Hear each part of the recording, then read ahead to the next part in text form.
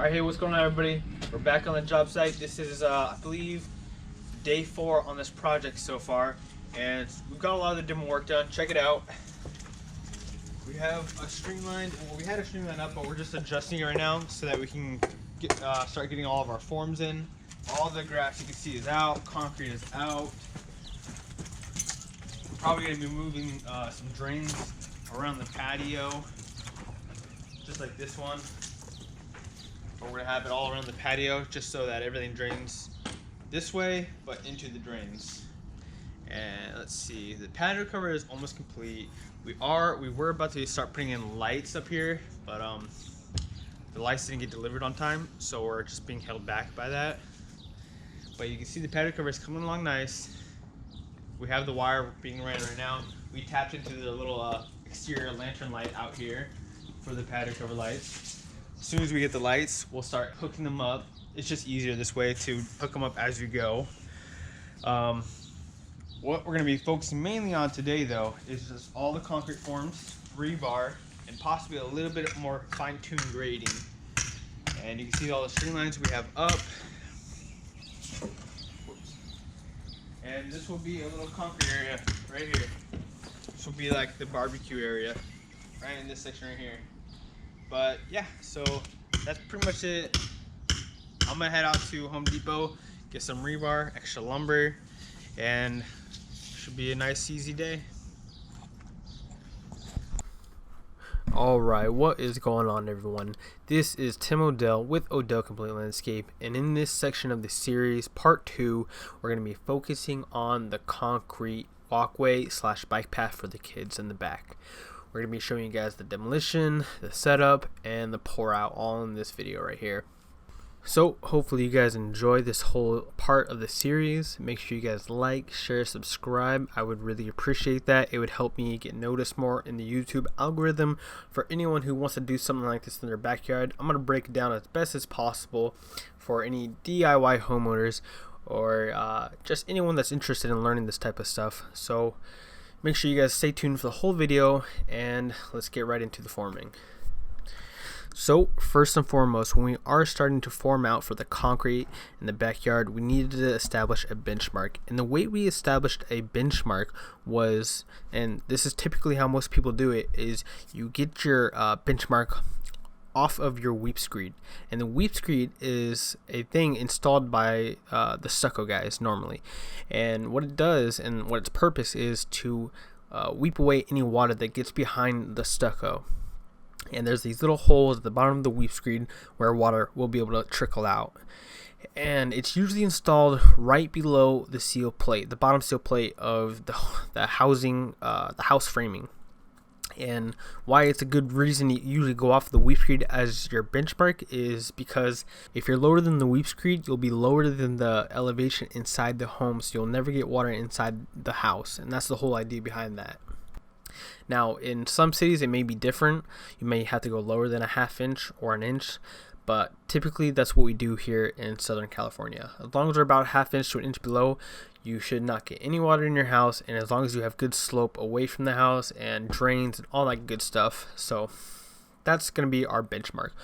And you can see the pink string line set up in the background, and that is, I believe, about a ½ inch below than the weep screed on this house. So we're just going to start forming the rest of this concrete bike path / walking path out. We're going to be going off the existing concrete to our benchmark established height. And then once we actually got the drains exposed on this job, they actually took us for a surprise. They weren't just normal drains. Okay, so we just exposed the drain pipes. We didn't know this. Homeowners didn't know this. They were deceiving because the caps on them were that new school NDS green caps that makes it seem like it's gonna be new pipe, but it was old clay pipe. Check it out. Look at this, old school, very old school pipe. We don't know if this possibly cracked, if they go to the front, where this drains to. We thought that was new school pipe because of the caps that they had on them. So I was assuming it was just 4-inch pipe, 4-inch plastic pipe, but it was not. The other problem that we have with them that we tested out because we wanted to make sure if they drain or we could still use them or not, was we flooded this area right here to see if anything would drain.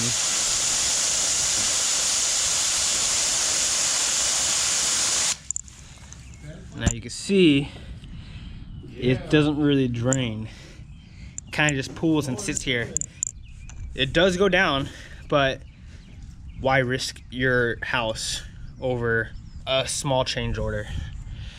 So we're gonna be putting a whole new drain system in here, trenching out this whole backyard, putting a slight delay on us, but it's not a big deal because we want to make sure everything's done right back here and they can enjoy their backyard for years to come.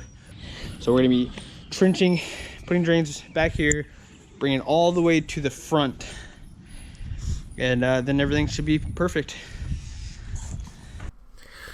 So we ended up taking those drains out. Those drains actually were just a French drain. They just went about 2 feet deep into some 3/4 inch rock. And like I said, we're going to be replacing with a whole new drainage system.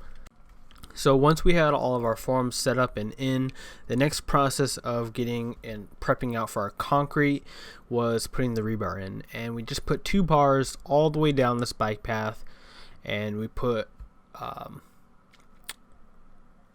probably 2 foot on center rebar. Yeah, it's about 2 foot on center. I believe this bike path was about 3 feet, or 3, maybe a little over 3 feet, like 3.5 to 4, somewhere around there. Can't quite remember, but I know it was a good amount of space to be able to ride your bike on for a toddler. We also use tie wire to tie all the rebar together, so when we do start to lift it up on the concrete pouring days, it all lifts together. So it is the concrete pouring day. We are about to start getting ready to pour out concrete.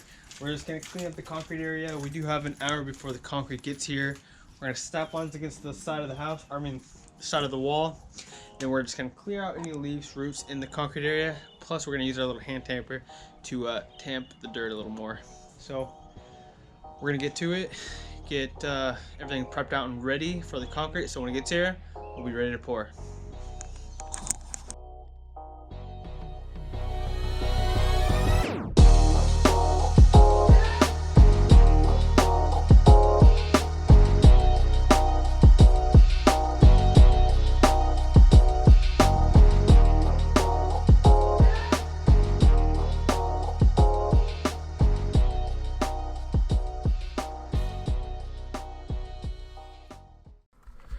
Alright, so here we are starting the concrete pour, and normally this would be a pretty easy, simple pour, but since it was so hot today, it just made us work twice as fast as normal, so it made it a little bit more challenge to get a perfect finish on this concrete job.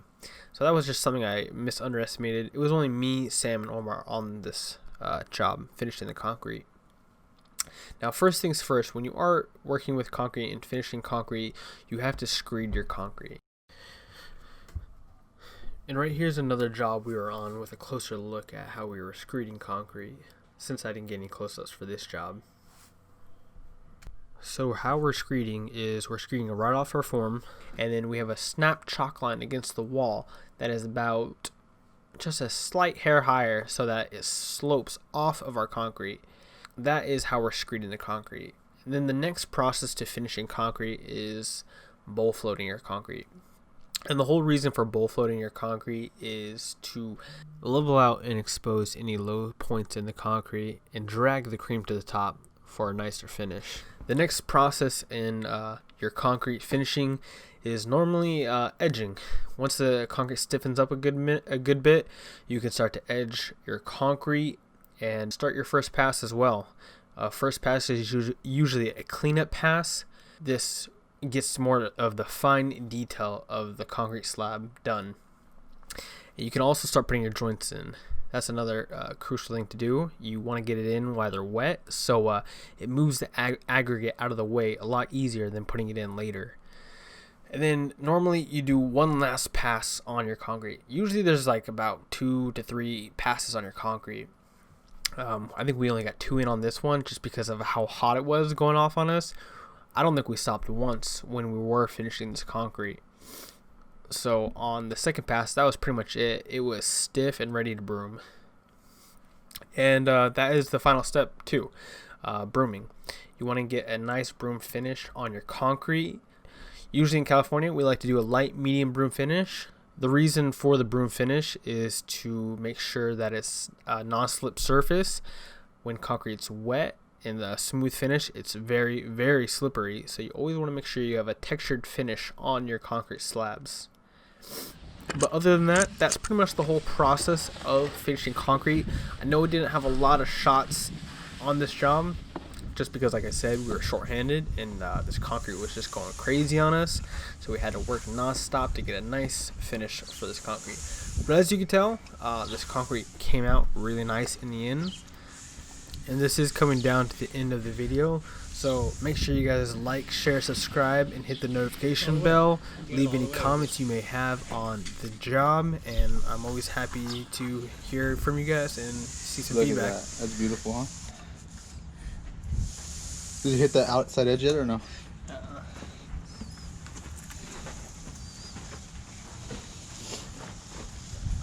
Alright, let's start cleaning up the tools, Omar. I think that's it, dog. Yeah, that's it, man. Go over there in the corner is pretty hard. Okay. We'll hit that right now. Oh, that's where you stopped, huh? Look at that. Come on down. Finish that. Right there to there, baby. Let's go. Finish that, Timmy. Oh, that's sexy. That's sexy. I think I gotta go up too, huh? Oh, that was beautiful.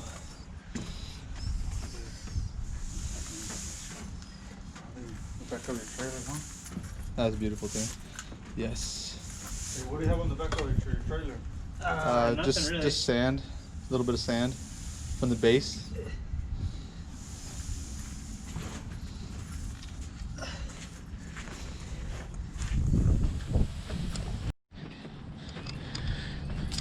Alright guys, it is the end of the concrete pour. We got everything done.